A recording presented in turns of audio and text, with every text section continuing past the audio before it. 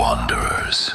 Tonight, the signal drifts toward Japan's mountains and rivers, where shadows pool beneath the lanterns and silk threads gleam in the moonlight.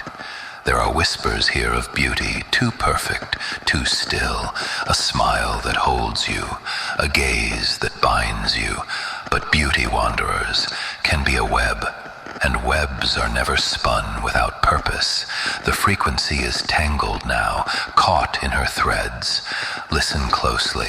The signal wants her story told.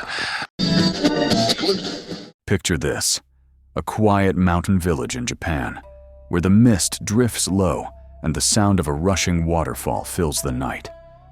Lanterns flicker along narrow paths, their glow dim against the endless forest. The air carries the earthy scent of wet moss, and the drone of cicadas presses in from the dark. A traveler pauses near the riverbank, weary from the road. He's not alone. There, upon the rocks, sits a woman. Her kimono is silken, shimmering faintly in the moonlight, her hair flowing like a black river down her shoulders. She turns, and her face is radiant, too radiant. Her beauty stirs unease, a sense that something about her isn't as it seems. She beckons him closer with a smile. Her voice is soft, melodic, inviting, and yet, the traveler notices something glinting in the moonlight, stretching away into the trees. Thin strands, clinging to his sleeve, the ground, the branches above. Silken threads. He looks up and sees the truth. The woman is gone. In her place, the body of a giant spider looms, its limbs arching high, its fangs glistening with venom. The silk tightens. The trap is sprung. This is the Jorōgumo, the binding bride, the spider woman. The story of the Jorōgumo is old, older than most can measure.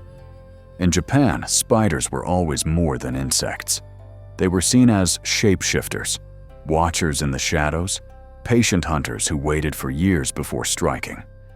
The Jorōgumo embodies this belief, transforming from spider to woman once she reaches 500 years of age. In some regions, the tale begins at a waterfall. A lonely traveler rests there, soothed by the sound of the rushing water, only to be ensnared in webs and dragged beneath the cascade where the spider waits. In others, she lives in an abandoned house or shrine, her lair littered with bones and silken cocoons, remnants of those who mistook beauty for safety. Folklore says that she could summon fire to mesmerize her prey, or weave illusions so vivid that men would wander into her lair willingly, believing they were entering a warm home filled with music and laughter. But when the illusion faded, only webs and venom remained. One tale tells of a samurai who, while resting at a waterfall near Shizuoka, noticed threads of silk wrapping around his limbs. With a swift cut of his blade, he broke free and followed the trail back to its source. A monstrous spider, massive and waiting. It is said he slew the creature, but its legend endured, whispered from villager to villager as a warning.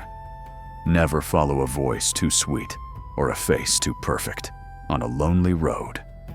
Yet the Jorōgumo is not always told as a tale of cruelty.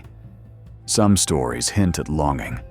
She is a spirit cursed by her nature, forever hungry, forever deceiving. Yet in those brief moments, when she takes human form, she yearns for connection. Her beauty is not only a trap, it is a mask for loneliness, for the impossibility of being both human and monster. The Jorōgumo is more than a monster tale. In many ways, she is a reflection of the human fears that linger beneath daily life.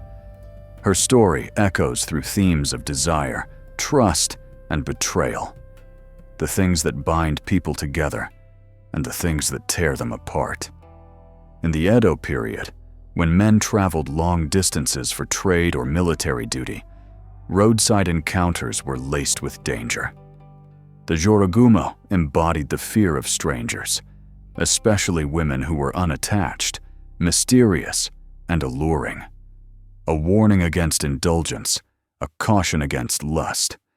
But behind this warning was also the acknowledgement of loneliness, of men and women separated from their homes, craving companionship even at risk to their lives. In Buddhist teachings, spiders were often metaphors for entrapment, beings that bind and consume. Yet the Jorogumo complicates this, for she is not only a hunter, but also a spirit of yearning. Her beauty is not simply a weapon, it is also a plea to be seen as more than what she is. In this sense, her legend reflects the struggles of women in a society that often measured them only by their purity or utility.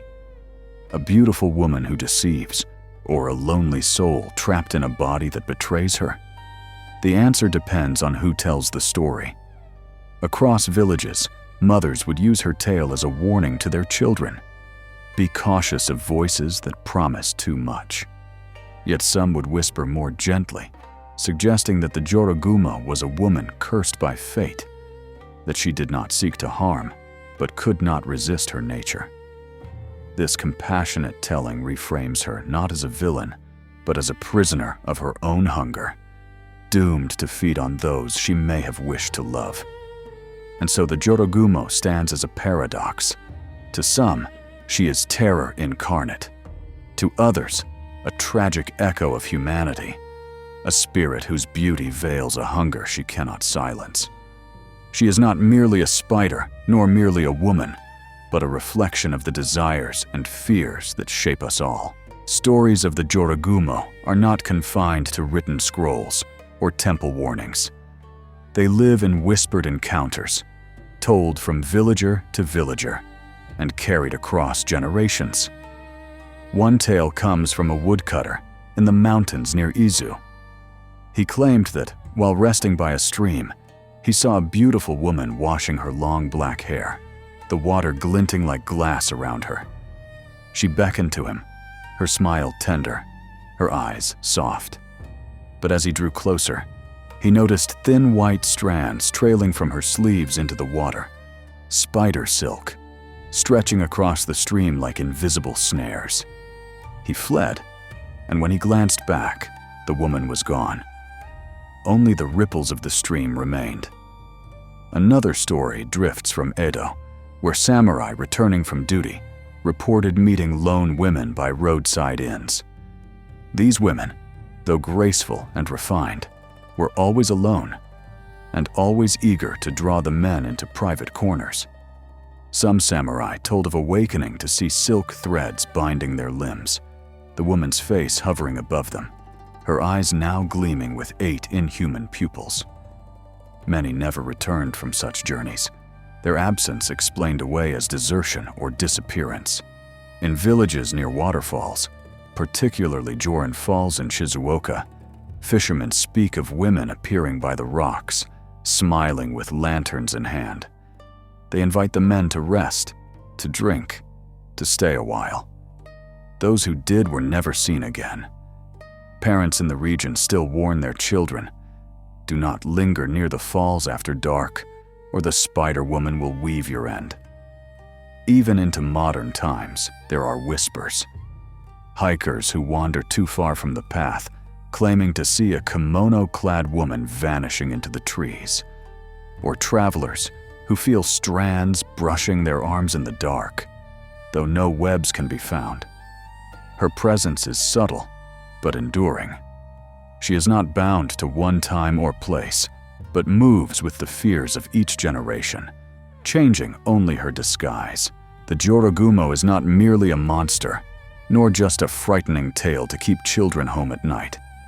She is layered in meaning, born from a fusion of folklore, religion, and cultural anxieties. In Edo period Japan, spiders were not only feared, but also regarded as uncanny, creatures that lurked unseen, weaving webs that ensnared prey without mercy.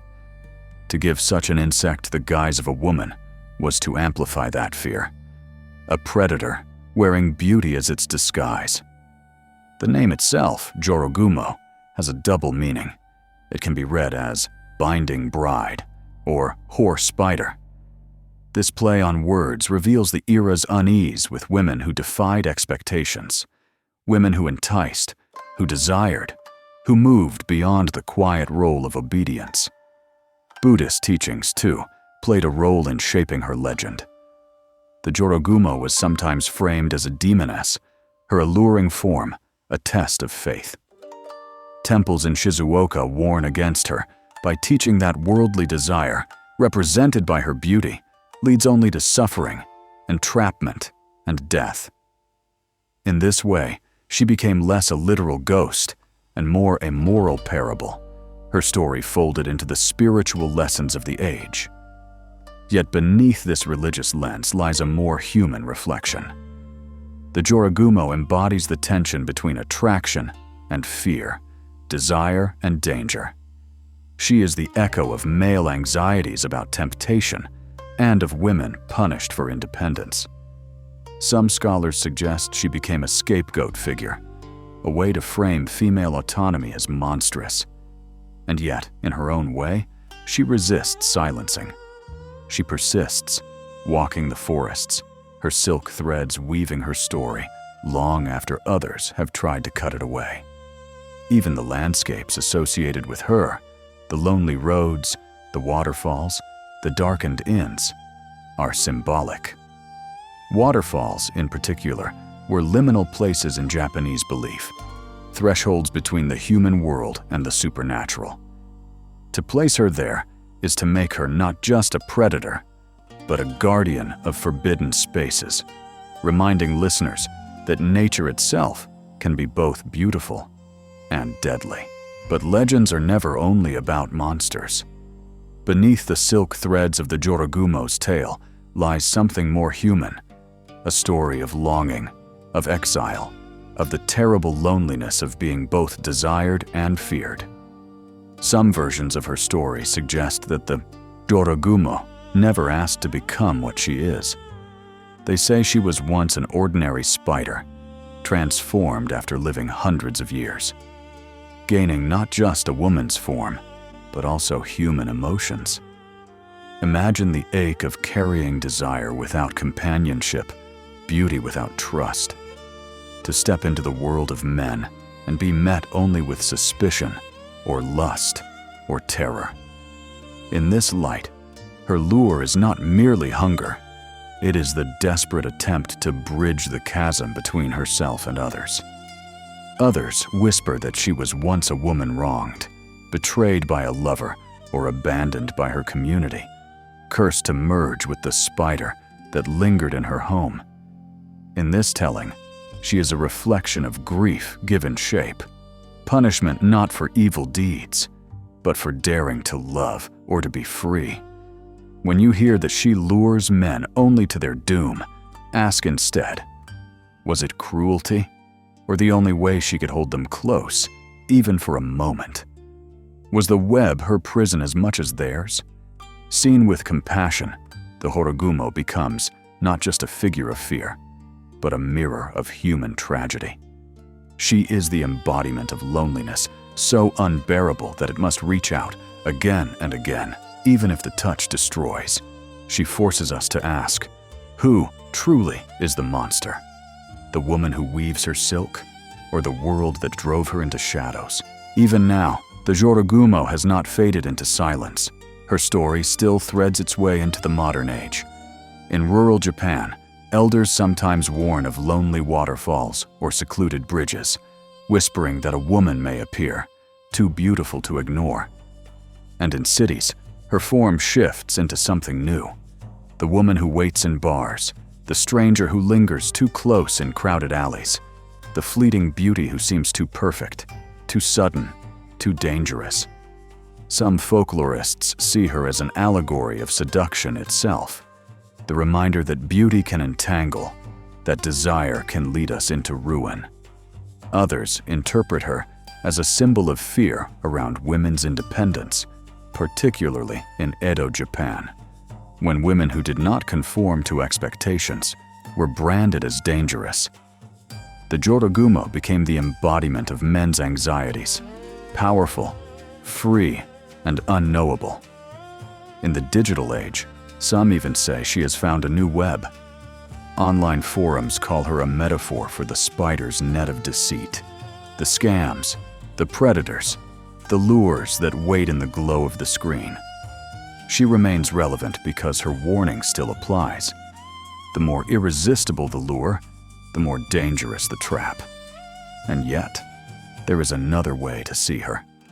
Perhaps she survives because she speaks to the universal ache of connection, the way we all risk entanglement when we seek love, companionship, or beauty. When we look at her legend through modern eyes, the Jorogumo is not only the devourer, she is the eternal reminder that even monsters are born from longing, that behind every shadow, there may be sorrow. And perhaps that is why the signal carried her tale tonight, because she is still among us, hiding in every place where danger and desire entwine. The Jorogumo's tale endures because it strikes a chord that is both terrifying and tender.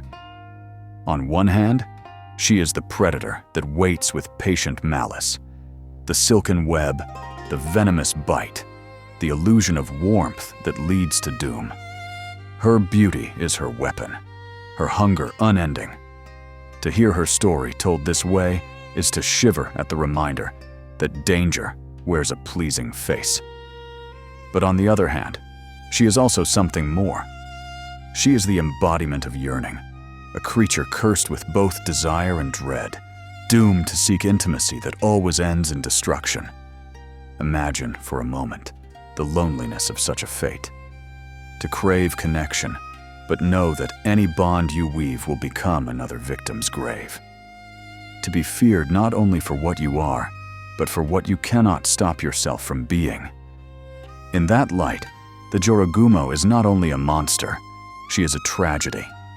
And so her legend lingers at the edges of every age, reminding us that the line between love and fear, between intimacy and entrapment, is finer than a strand of silk. If you listen closely, perhaps you will hear the faint rustle of threads when the night grows quiet, and wonder whether the story is only legend, or whether she still walks among us. Wanderers.